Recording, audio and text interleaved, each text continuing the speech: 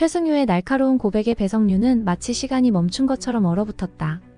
그의 말이 자신을 겨냥하고 있는 것은 분명했지만 그 속에 숨겨진 감정의 깊이는 아직 완전히 알 수 없었다. 그녀는 최승효가 왜 이렇게까지 자신에게 화를 내고 있는지 혼란스러웠고, 동시에 그에게 전하고 싶은 말들이 너무 많았지만 한마디도 나오지 않았다. 내 인생에 끼어들지 말라고. 이 한마디는 마치 날카로운 비수가 되어 배성류의 마음에 깊숙이 박혔다. 그녀는 아무 말도 하지 못한 채 그대로 자리를 떠났고, 그날 밤 내내 최승효의 말을 곱씹으며 잠을 이루지 못했다. 그녀가 몰랐던 진실이 하나씩 드러나고 있었지만 그가 자신을 멀리하는 이유를 아직은 모두 알 수 없었다. 다음날 아침 배성류는 평소와 다름없이 요리학원으로 향했다. 하지만 수업에 집중하기는커녕 머릿속에는 온통 최승효의 얼굴과 그의 말이 떠다녔다.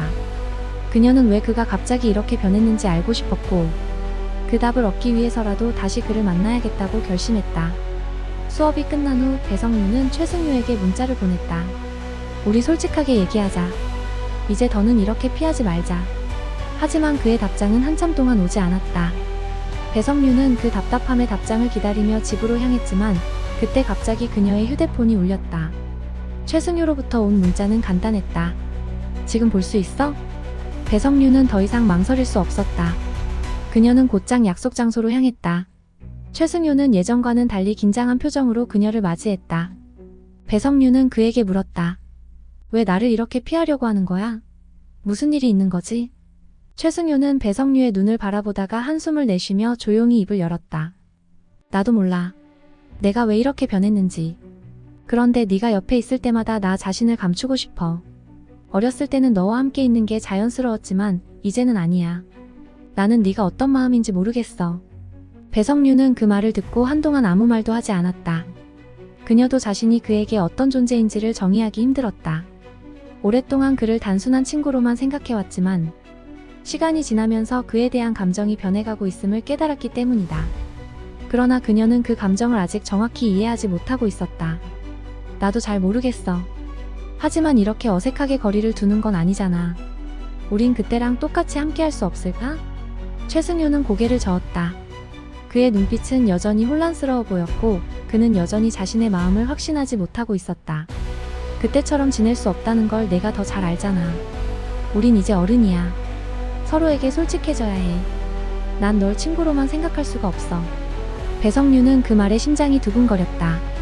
그 역시 오랫동안 느껴왔던 혼란스러운 감정을 드디어 인정해야 하는 순간이 다가오고 있었다.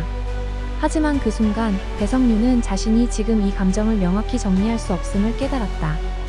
그녀는 그저 어렸을 적으로 돌아가고 싶었지만 이제는 그럴 수 없다는 것을 알고 있었다.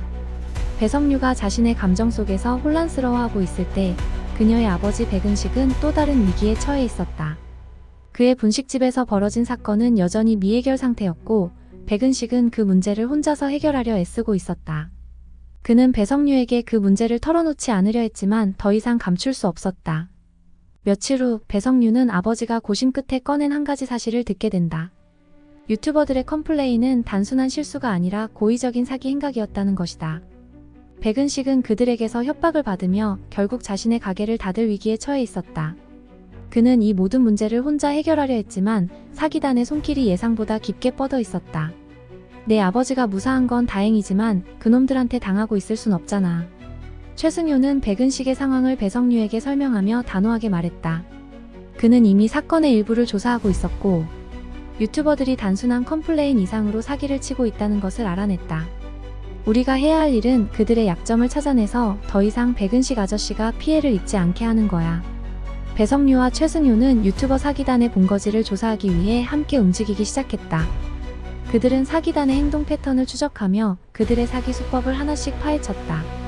그 과정에서 배성류는 최승효가 자신을 돕기 위해 얼마나 헌신적으로 움직이고 있는지를 깨닫게 됐다. 그러나 사기단은 그들의 계획을 쉽게 포기하지 않았다. 최승효와 배성류가 사기단을 조사하는 동안 그들의 행동을 눈치챈 사기단은 그들을 위협하기 시작했다.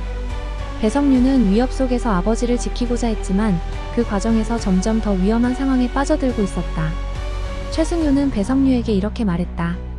너 혼자 이 문제를 해결하려고 하지 마. 우린 함께 해야 해. 너에게 무슨 일이 생기면 나는 견딜 수 없어. 최승효와 배성류는 사기단과의 마지막 대치에서 진실을 폭로하기 위한 증거를 확보했다. 그들은 사기단의 협박을 극복하고 백은식의 가게를 지키는 데 성공했다. 하지만 이 과정 속에서 두 사람의 감정은 더욱 복잡해졌다. 사건이 마무리되고 난 후 최승효는 더 이상 자신을 숨기지 않기로 결심했다. 그는 배성류에게 다가가 말했다. 너에게 거리를 두려 했던 건 내가 너를 너무 좋아했기 때문이야. 그런데 이제는 그 감정을 감출 수 없어. 네가 날 어떻게 생각하는지는 모르겠지만 난 널 친구 그 이상으로 생각해. 배성류는 그의 고백에 당황했지만 더 이상 피할 수 없었다. 그녀 역시 최승효에게 느끼는 감정을 인정하고 있었다. 그들은 서로에게서 벗어날 수 없었고 그들의 관계는 새로운 국면을 맞이했다. 지금까지 엄마 친구 아들 7회 예상 줄거리를 상상해보았습니다. 재밌게 보셨다면 구독과 좋아요, 알림 설정 부탁드립니다. 감사합니다.